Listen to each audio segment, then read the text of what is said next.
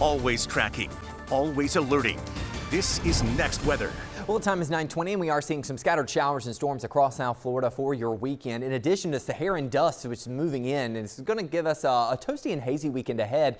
On top of this, we are also now monitoring a potential area of tropical development in the southeast U.S. So a lot to break down here. As we take a look at the current radar, you can see a few showers and storms pulling away from Key West right now, but a few showers and storms pushing inland into Broward and Miami-Dade. A few light showers just offshore of Miami Beach and Key Biscayne, a light sprinkle ongoing in Cutler Bay. But then I have this cluster of storms right here just off the coastline of Broward County. Now this is moving in from the east and moving toward the west, so not necessarily northwest like what we've been seeing the past couple of mornings.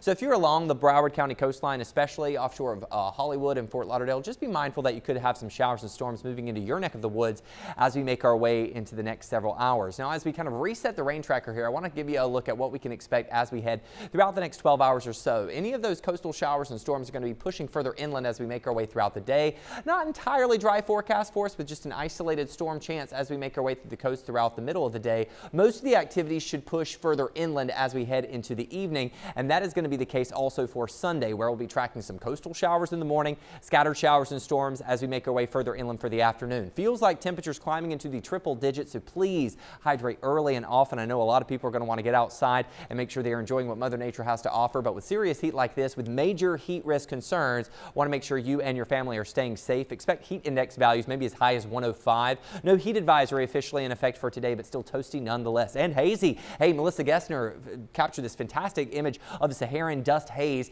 Now, it's not the thickest that it's going to get. That is really going to be arriving late Sunday into early Monday. Now, the Saharan dust does help to absorb a lot of the moisture in the atmosphere, and that does kind of lower our rain chances typically. I don't see the thickest dust really arriving till later in the weekend and into the beginning of next week, so our rain chances are still at a 30% chance for today and tomorrow. As we make our way into Monday, it drops down to a 10% chance, and then that dust should move out of here by Tuesday.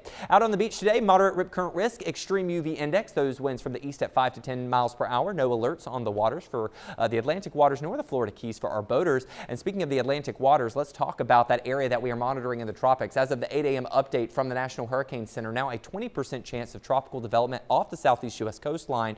No direct impacts expected here in South Florida at this time. We have to monitor it very closely. If it were to become a named system, it would be the B name, which is Bertha. Mostly, I just think this is some tropical moisture that could be impacting the southeast by the 4th of July.